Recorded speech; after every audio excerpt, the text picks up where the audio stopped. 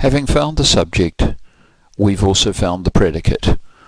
Once the subject is found, the predicate is the rest.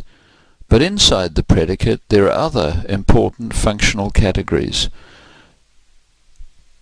The verb, which is the hub of the predicate, often has a defining role in determining what the other functional bits of the predicate are going to be.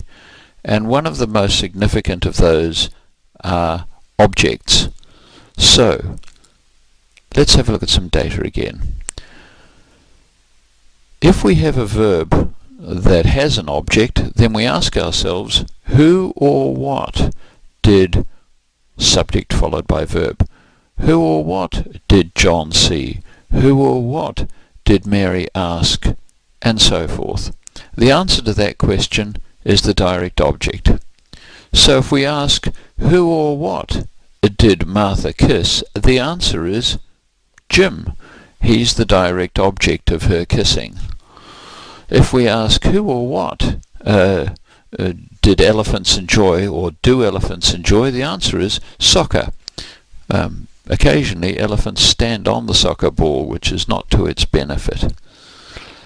Who or what do sopranos sing? Well, sopranos sing arias, and arias are the direct object of sing. It's what gets sung. Jim gets kissed, soccer gets enjoyed. So, let's hunt the objects. Remember, not all verbs take objects, so we have to look carefully at the verb and check whether it's the sort of verb that has an object. John was eating. Well, here nothing is said about what he's eating. All that we know is that he's eating, and there is no object. Although, if there's eating going on, we know that there's something being eaten, but in this case, what it is not stated. But in Henry's case, he is not just drinking, he is drinking something, and the something he's drinking is a milkshake, so that is the direct object. Fainting, however, is something that never gets done to anything. Someone just faints. A faint can never have an object. Eat, of course, has optionally an object. Drinking, you can but you don't need to state what the object is in the case of fainting. Faint is the sort of verb that has no object. After she fainted, of course, she needed a milkshake, and when you need a milkshake, well, you need one. Henry fed something. What he fed was his dog. The dog fainted. It wasn't fainting anything either. So some of those verbs have objects and some of them don't. There are verbs that take two objects. And in this case, we ask, who did what to or for whom? The direct object is done to or for someone, and again, the verb is crucial. In the case of giving, giving is only possible if there's something being given and there's someone to whom it's being given. So what is being given is the direct object, and the to whom is the indirect object. When stories are being told, they're being told to someone, in this case, me.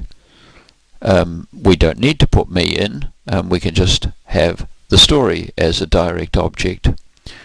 You can take the dog, but you don't have to take it to someone, or take someone a dog. That's not necessary, but you can.